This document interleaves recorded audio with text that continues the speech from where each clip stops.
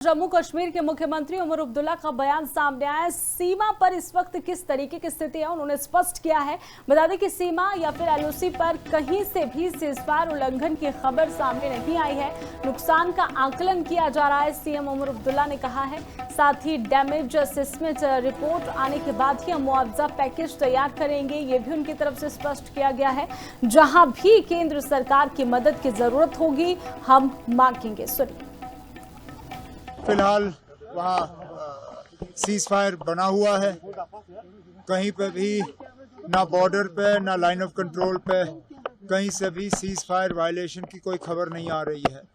अब जैसे मैंने मौके पे आप सबों से बात की, उसके बाद अलहदा आप लोगों से बात की, फिलहाल जो नुकसान हुआ है उसका मुआयना किया जा रहा है, उसकी असेसमेंट की जा रही है।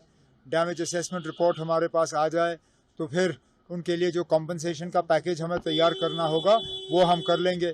जो हम खुद अपने हाथों से कर सकेंगे कर लेंगे, जो बाकी हमें मरकज़ की मदद की ज़रूरत होगी हम मरकज़ से मांग लेंगे। जहाँ तक मुझे याद है, इससे पहले भी शायद पार्लियामेंट के हमले के बाद अटल बिहारी वाजपेयी साहब की हुकूमत में इसी तरह जब वो ऑपरेशन परिक्रमा रखा गया था, उस दौरान भी कुछ पार्लियामेंट्री डेलीगेशंस जो हैं वो कई मुल्कों में भेजे गए थे। तो आज भी बाकी जो अहम मुल्क हैं, इम्पोर्टेंट कंट्रीज़ हैं, उन्हें अपने मुल्क की यहाँ हिंदुस्तान की जो बात है, हमारा जो मौक़िफ़ है, वो उनके सामने रखने का एक अच्छा मौका है।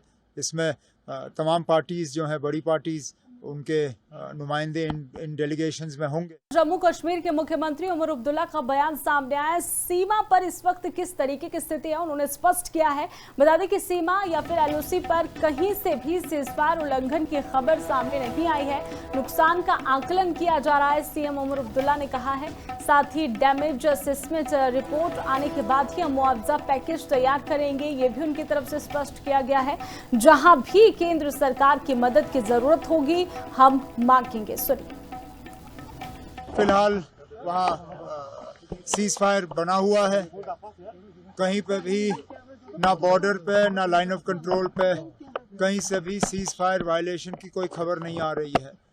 अब जैसे मैंने मौके पे आप सबों से बात की, उसके बाद अलहदा आप लोगों से बात की, फिलहाल जो नुकसान हुआ है उसका मुआयना किया जा रहा है, उसकी असेसमेंट की जा रही है।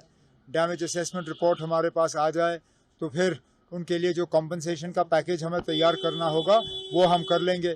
जो हम खुद अपने हाथों से कर सकेंगे कर लेंगे, जो बाकी हमें मरकज़ की मदद की ज़रूरत होगी हम मरकज़ से मांग लेंगे। जहाँ तक मुझे याद है, इससे पहले भी शायद पार्लियामेंट के हमले के बाद अटल बिहारी वाजपेयी साहब की हुकूमत में इसी तरह जब वो ऑपरेशन परिक्रमा रखा गया था, उस दौरान भी कुछ पार्लियामेंट्री डेलीगेशंस जो हैं वो कई मुल्कों में भेजे गए थे।